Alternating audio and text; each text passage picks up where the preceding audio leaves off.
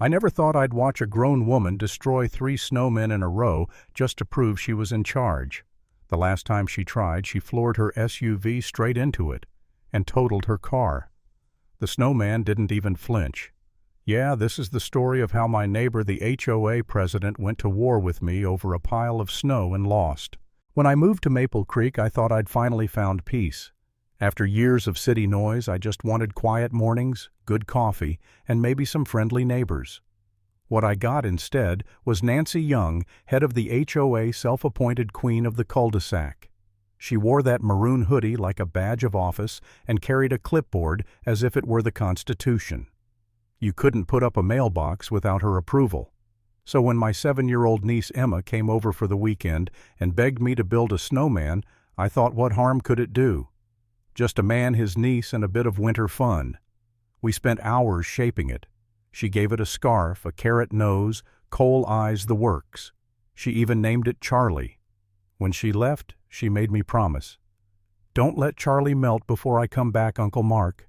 I said, Scout's honor. The next morning, Charlie was gone, flattened.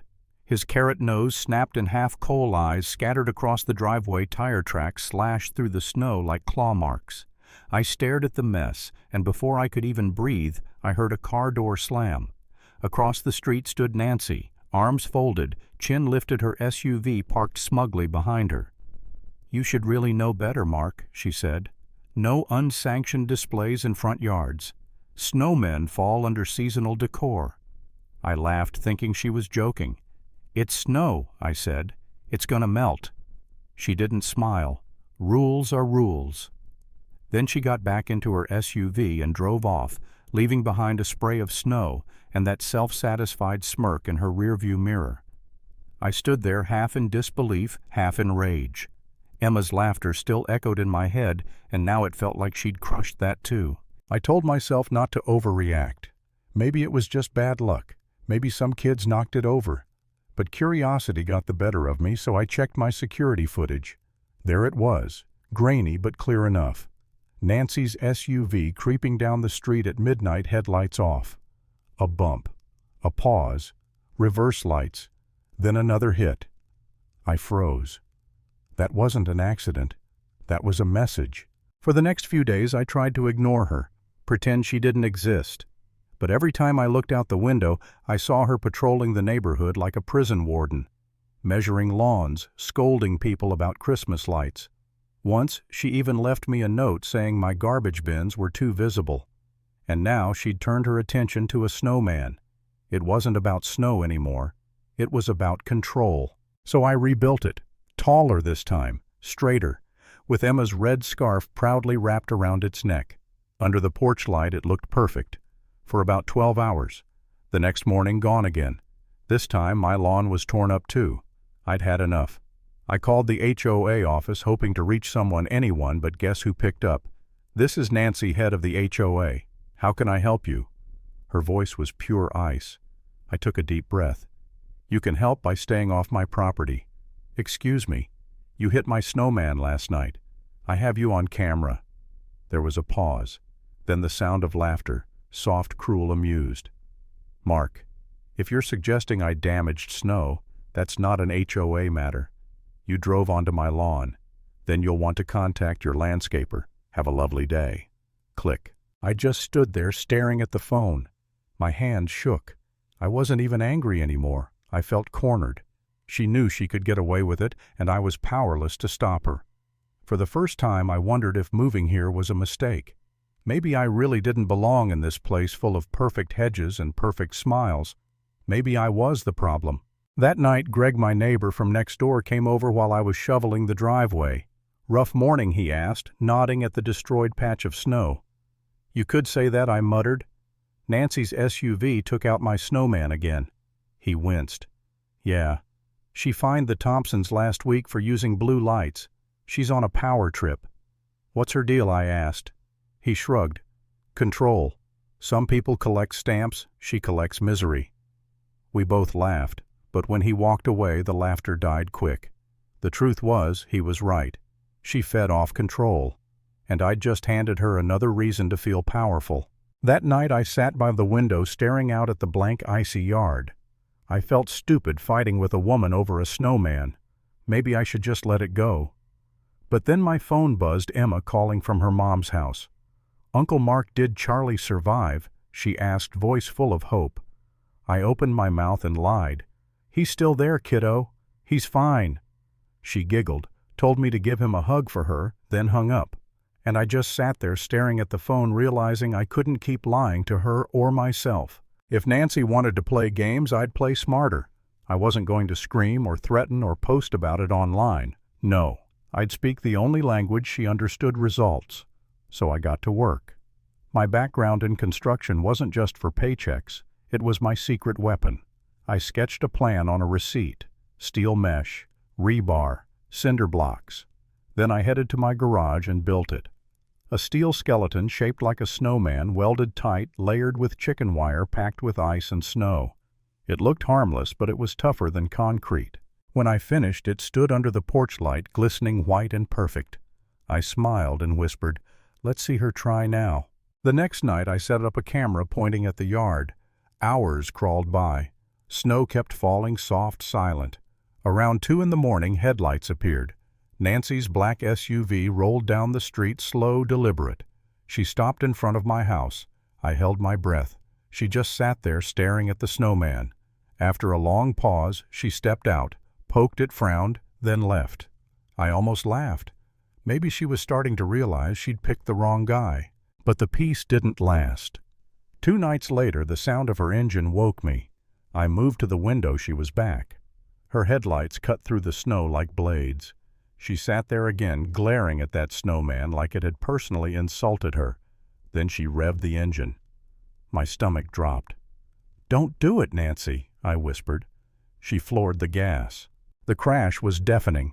A crunch of metal, a hiss of steam. Her SUV's hood crumpled like paper. The airbag burst open, white smoke billowing out. The snowman, my snowman, didn't even budge.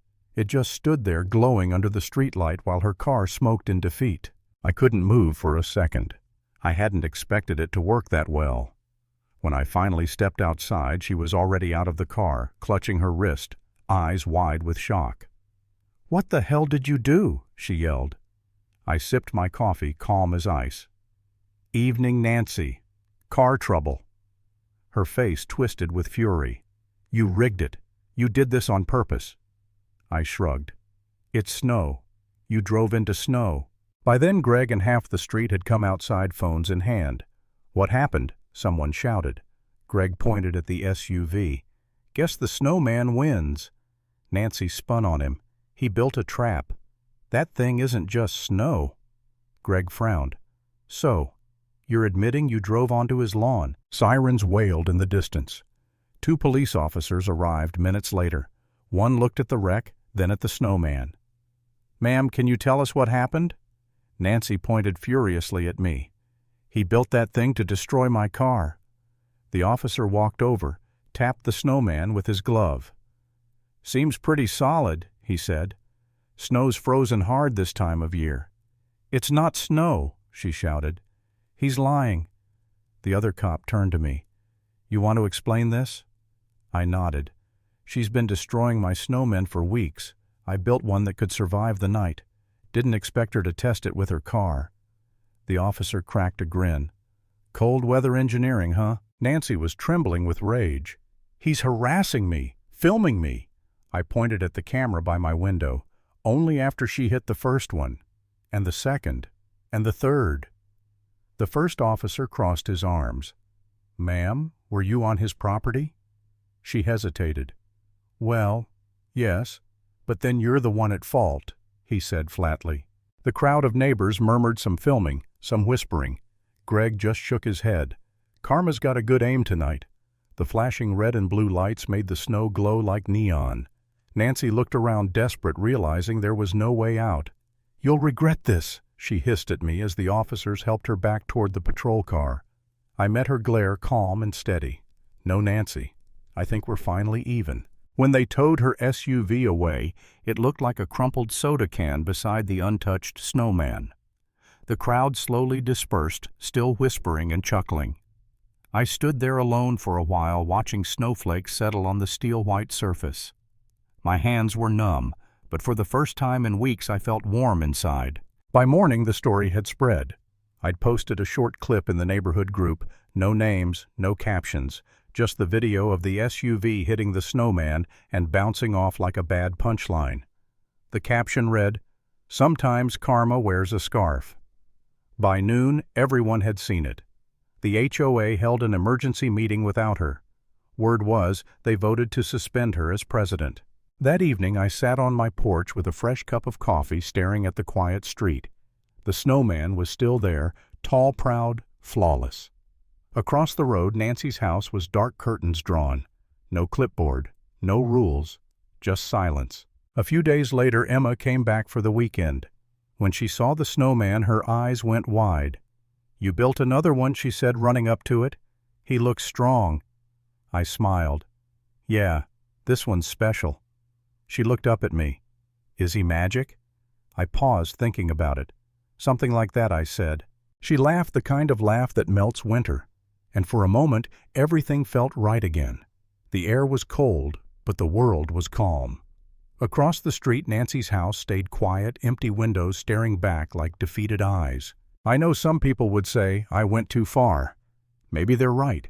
But sometimes when someone keeps pushing you, crossing your line over and over, you stop explaining and start showing. The funny thing is, I didn't even want revenge. I just wanted peace. But peace doesn't always come gently. Sometimes it comes wrapped in snow, waiting for the storm to hit. And that's what I learned that winter. Power only scares people until it crashes into something stronger.